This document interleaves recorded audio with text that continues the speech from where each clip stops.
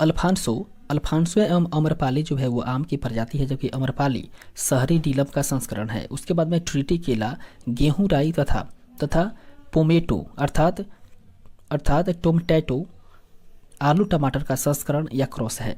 उसके बाद में ट्रिटी केला की उत्पत्ति स्वीडन में हुई है, जबकि सर्वप्रथम कपास का संकर बीज तैयार करने वाला देश भारत है। इसके बाद में गन्ना का लाल सड़ल रोग अर्थात रेड रॉट ये फफूंदी के कारण, जबकि टमाटर का मार्स रोग मैग्नीज की कमी के कारण होता है।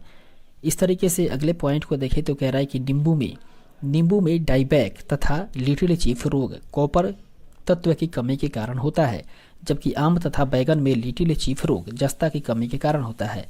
वहीं अंत्योदय कार्यक्रम की शुरुआत की बात करें तो अंत्योदय कार्यक्रम की शुरुआत 1978 ईस्वी में राजस्थान राज्य से हुआ था। इसके बाद में फसल बीमा योजना के बारे में बात करें तो फसल बीमा योजना भारत में 1 अप्रैल 1985 ईस्वी को लागू की गई थी, जबकि सबसे पुराना फल खजूर को माना जाता है। उसके बाद में बैर को गरीबों का मेवा कहते हैं, जबकि गरीबों की सेव अमरूद को कहा जाता है।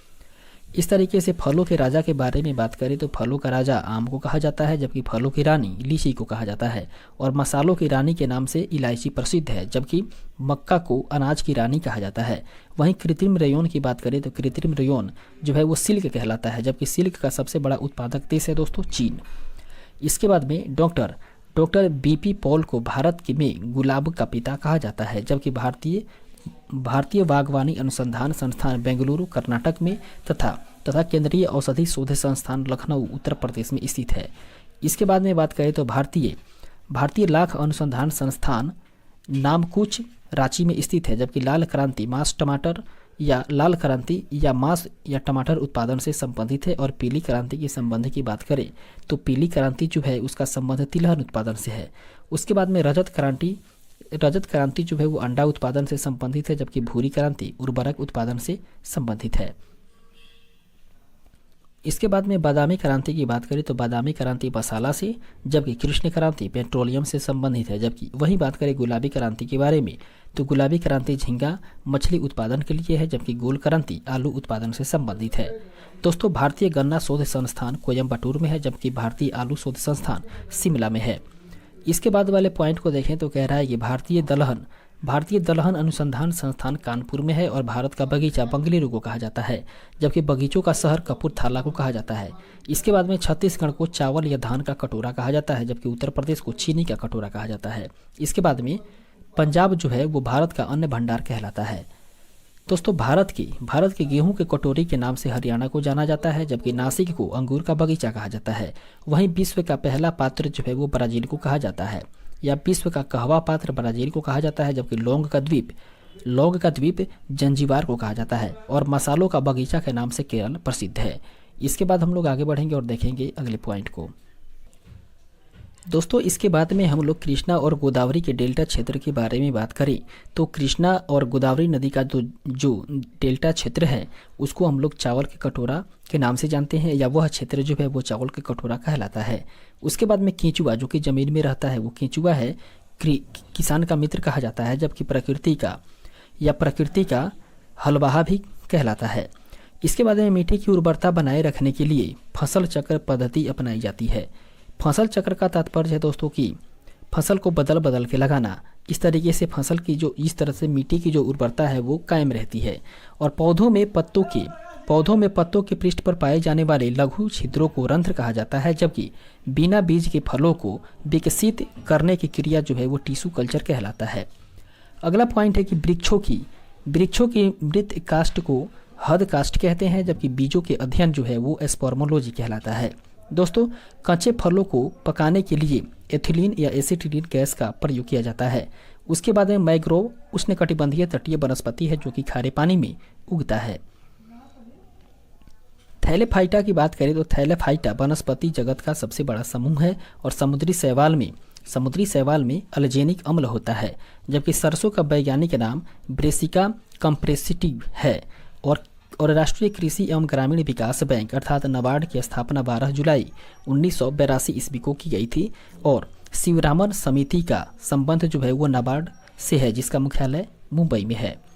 इसके बाद में हरियाली योजना की बात करें तो हरियाली योजना जो है दोस्तों वो जल प्रबंधन से संबंधित है, जबकि वरुणा योजना कृत्रिम वर्षा से संबंधित है।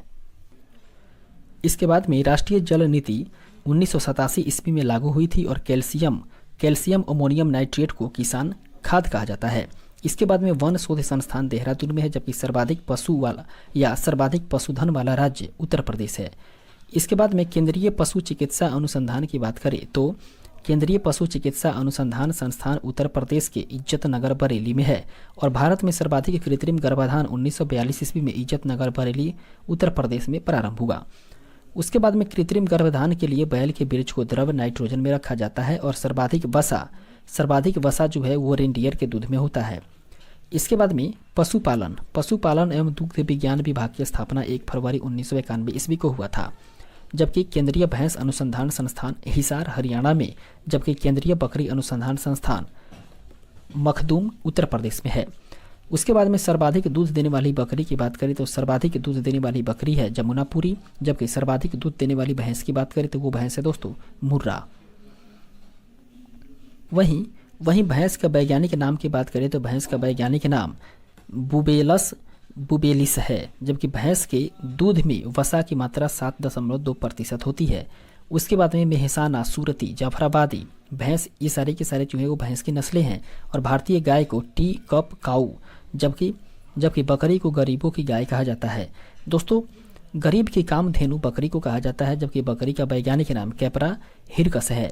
उसके बाद में सानेन नस्ल स्विट्जरलैंड की बकरी को विश्व के दूध की रानी कहा जाता है।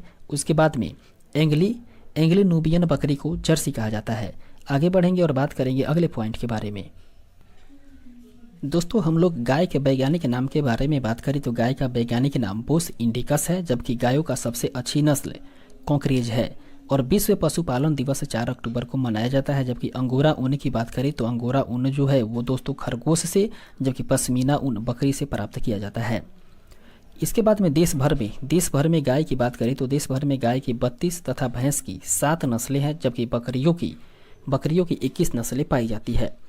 इसके बाद में बच्चों वाली गाय को डैम कहते हैं, जबकि भैंसों की गर्भावधि 310 दिनों की होती है और बकरी का गर्भावस्था या गर्भावधि होता है 150 दिन, जबकि ऊंट का गर्भावधि होता है 365 से 400 दिन की। उसके बाद में एंथ्रेक्स रोग की बात करें तो एंथ्रेक्स रोग जो है वो गाय और भैंस में होती है। इसके बाद में रानीखेत की बात करें तो मुर्गियों अर्थात पोल्ट्री की एक वायरस न्यूकैसल रोग विषाणु जनित रोग है।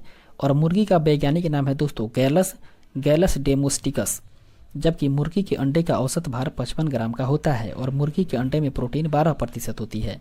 उसके बाद में सारंग मधुमक्खी की एक नस्ल है, जबकि मधुमक्खी की मध में शर्करा 78% होती है और शर्करा के कारण ही जो मधुमक्खी का मध है वो मीठा महसूस होता है या मीठा लगता है। इसके बाद में भेड़ का वैज्ञानिक नाम ओबिस एरीज है और भेड़ का गर्भकाल की बात करें तो इसका गर्भकाल 150 दिनों का होता है, जबकि सबसे बड़ा क्लोड स्तनधारी डॉली भेड़ है और सर्वाधिक भेड़ें जो है वो ऑस्ट्रेलिया में ही पाई जाती है। इसके बाद में सबसे ज़्यादा ऊन प्रदान करने वाली भेड़ की बात करें तो सबसे ज़्यादा ऊन प्रदान करने वाला भेड़ है दोस्तों मेरिनो, जबकि कुत्ता का वैज्ञानिक नाम है केनिस फेमिलरिस और कुत्तों में गुणसूत्रों की संख्या 78 होती है, जबकि बकरी का मांस चेवन या मटन और गाय का मांस बीफ, जबकि हिरण का मांस बेनिसन कहलाता है। इसके बाद में सुअर का मांस पोर्क कहलाता है, जबकि टोमवर्थ बर्कशायर ये सुअर की एक नस्ल है। इसके बाद में मांस उत्पादन के लिए पाई जाने वाली मुर्गियों को ब्रायलर्स कहा जाता है। उसके बाद में सारंग, मूंगा, खैरा ये सभी के सभी जो है वो मधुमक्खी के नस्ल हैं और मादा में बच्चे पैदा होने के बाद पहला दूध का स्राव खीस कहलाता है। इसके बाद में दोस्तों बात करें तो मोती पिंकटेडा जंतु से निकाला जाता है, जबकि पक्षियों का अध्ययन अर्थिनोलॉजी या अर्निथोलॉजी तथा कीटों का अध्ययन एंटोमोलॉजी कहलाता है। उसके बाद में अमरबेल जिसको कि कसकुटा भी कहा जाता है वह एक पूर्ण तना परजीवी है, जबकि जीव जातियों के नामकरण व वर्गीकरण का अध्ययन जो है वो टेक्सोनोमी कहलाता है। इसके बाद में स्तनधारियों में सबसे बड़ा आंख हिरण का, जबकि जंतुओं में शुतुरमुर्ग की होती है। वहीं मच्छरों के समूह की बात करें तो मच्छरों के समूह को स्वार्म कहा जाता है और मछलियों का अध्ययन मछलियों का अध्ययन इक्थियोलॉजी, जबकि तितलियों का अध्ययन लेपिडेटेरियोलॉजी कहलाता है। उसके बाद में मछलियाँ सीपीज वर्ग में आती है, जबकि मछलियों में श्वसन की बात करें तो मछलियों में श्वसन जो है वो गड़फड़ों के द्वारा ही होता है। और मछलियों में होने वाला सफ़ेद रोग जो है वो प्रोटोजोआ के कारण होता है। और मकड़ियों का अध्ययन एरोनोलॉजी कहलाता है। दोस्तों, अंडा का बाहरी खोल तथा शंख कैल्शियम कार्बोनेट का बना होता है। इसके बाद में हम लोग आगे बढ़ेंगे और देखेंगे अगले टॉपिक को।